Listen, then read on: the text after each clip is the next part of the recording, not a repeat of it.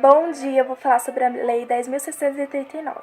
Então, essa lei propõe novas diretrizes curriculares para o estudo da história, cultura afro-brasileira e africana.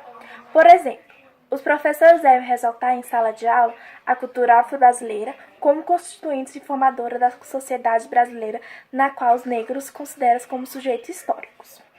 Então, com a Lei 10.639, também foi instituído no Dia Nacional da Consciência Negra, dia 20 de novembro, em homenagem ao dia da morte do líder quilombola negra Zumbi dos Palmares. O Dia da Consciência Negra é marcado pela luta contra o preconceito racial no Brasil. Sendo assim, trabalhar com essa temática em sala de aula, os livros didáticos já estão quase todos adaptados com o conteúdo da Lei 10.639 para a ferramenta dos professores. Como podemos ver, a Lei 10.639, ela foi imposta, pregada na Casa das Leis, como a questão de estudar sobre a história dos negros, a história da escravidão, as africanidades e sobre a história dos índios, que é a questão indígenas, né? Não é isso? Não é isso? Mas é no ano letivo inteiro.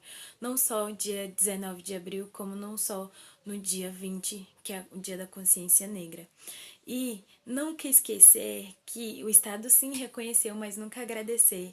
Mas também a questão de ser empregado na Constituição, mas não ser não ser praticada e nem respeitada.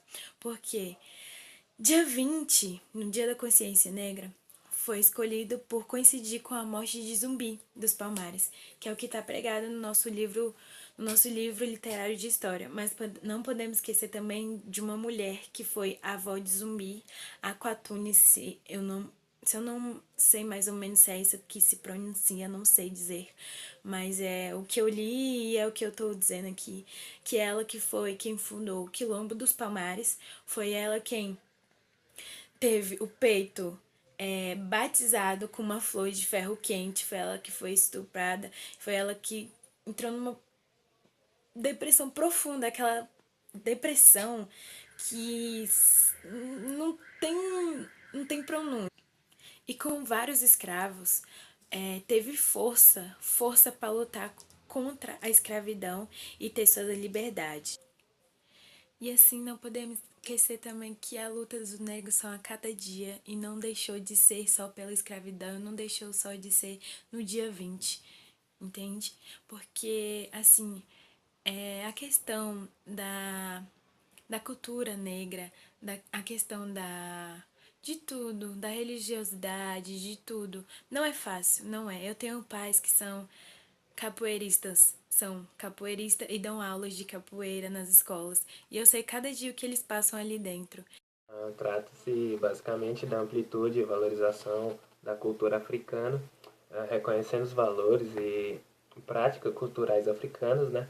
Dizendo de outra forma, o modo de ser, de viver, de organizar suas lutas, própria dos negros brasileiros. Muitos não sabem, mas a gente gosta muito da cultura africana. Tem, como é que eu vou dizer?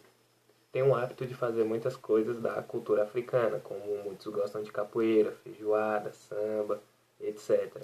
E foram eles que trouxeram com eles no tempo que eles vieram escravizados para o Brasil com seus ancestrais e acharam uma forma de viver, de sobreviver aqui entre nós, entende? Questões indígenas. Estatuto do Índio. É o nome da Lei nº 6.001, publicada em 1973. Ela aborda as relações entre o Estado e a sociedade que devem ter a respeito das questões indígenas. Sua base foi o velho Código Civil de 1916, os índios sendo relativamente incapazes que tinham que ser tutelados por um órgão, que atualmente é a Fundação Nacional do Índio, até que eles estivessem inteiramente integrados às leis e costumes da sociedade brasileira. Com a Constituição de 1988, isso foi rompido, porque os índios têm direitos à sua própria cultura. A Constituição diz que é direito da União proteger e respeitar os direitos dos índios. assim como o usufruto de suas terras. Reconheceu também a defesa de seus interesses e direitos perante o julgamento com a sociedade, ou seja, os indígenas podem entrar em juízo contra o Estado e o órgão tutor.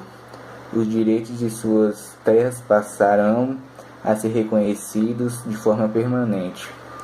Os índios exercendo sua cidadania. Muitas vezes, o próprio estatuto impede o índio a exercer seu direito de voto, como é o caso do artigo 9.